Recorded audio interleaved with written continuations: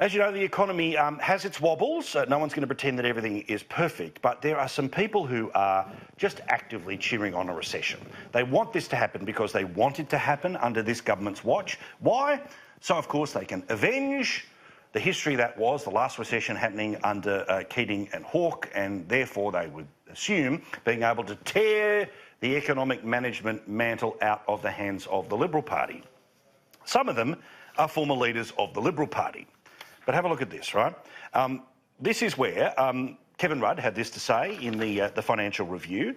There's great complacency emerging about our current economic policy settings, complacency about the risk of a recession, complacency about long-term economic reform, both a part of what in recent years has become the complacency country, as if our nation's future is somehow written in the stars. Did he miss the tax cuts? Anyway. John Hewson, the former Liberal leader, he's basically cheering one on too. If Australia drifts into recession in the next 12 months, it would be due to two main factors, Donald Trump and the policy neglect of our governments. I would probably put it at over 50%. Now, Craig, there is something utterly political about people who are cheering on a recession. Oh, there's no doubt, Paul. There's some people that are cheering on. There's nothing that they'd like to see more than a recession in this country that they can, and in the US, that they could blame on Trump coming up to the 2020 presidential election. But look, there are, of course, there's always some dark clouds on the horizon. We've got the trade dispute with China, but then the upside, if the US and China can get together and get that sorted out, that's a great upside. You've got the Brexit issue, but again, an upside. We could strike a trade deal with the UK. Right. But one thing I've got a bit of concern about, where we're heading, Gerry Harvey made a great comment in the paper on the weekend. He talked about company boards are going down this sort of politically correct way rather than trying to expand and grow the country, look after the shareholders. Agree. And I think Harvey makes a great point. He's worked on building his company up. I think his company's now worth 6 times more than David Jones and Grace Brothers and Myers. Well, now Myers are combined with Grace Brothers combined. Now, I can remember when Harvey's opened their first store back there at Auburn. And I think that they're now 6 times the major department stores is just incredible because he's concentrated on getting the job done where these other corporate boards have gone down the track of let's be politically correct and woke. And don't forget, one of the best female CEOs, one of the best CEOs in the country is a woman in Katie Page, right, who is, of course, his wife, but running that business. And she drives that freaking business, all right? Like, I take it from me. And, you know, of course, we have a connection to Harvey Norman on this show that I'm very proud to be associated with them as they are with us. But I've got to say, they're the example of how to do it, which is focus on how to grow the business, not how to grow the titles of the business cards of the diversity department. So if we have all these major companies in this country going down this, you know, we're going to be diverse, we've got to not mine coal, that's one of the greatest risks we have to a recession rather than anything else. Correct. Christy, what's your sense here about, look, the mischief, frankly, that is being played by people who should know better, but we all know what they're really trying to do, which is, fingers crossed, things wobble, a couple of, not too many people lose their job, but then finally lefties will be able to say, oh, it was the right who drove us off the road this time. I agree. I think this is a political messaging opportunity for Labor and others who may want to see the coalition fall over in the economic narrative. John Hewson and Kevin Rudd and others. Recession is the capture word here for Labor to continue on their track of saying the coalition doesn't have an economic narrative.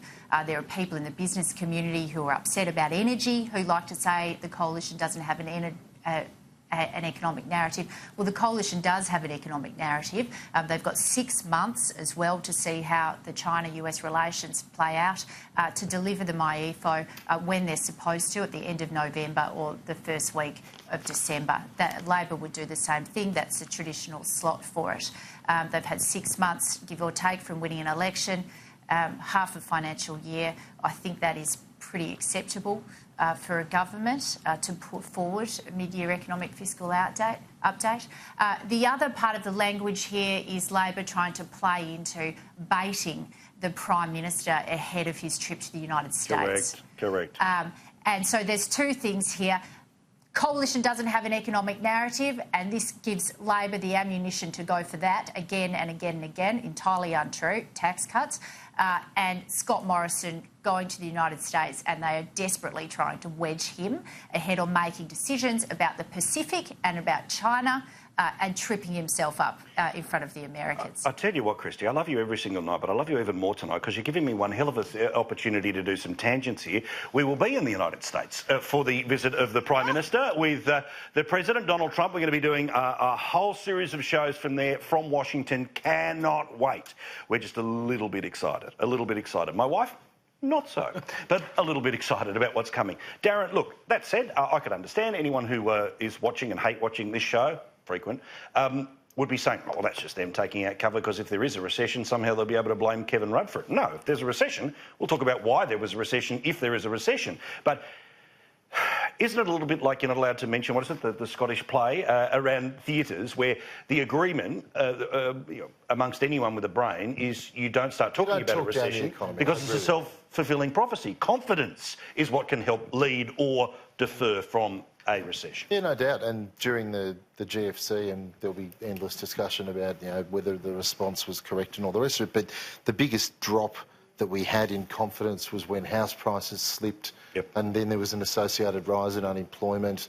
And these things can create their own momentum and have a snowball. So no one should be talking down the economy. And to be fair to Anthony Albanese, the tax cuts went through, and he's been saying reportedly in the eventually.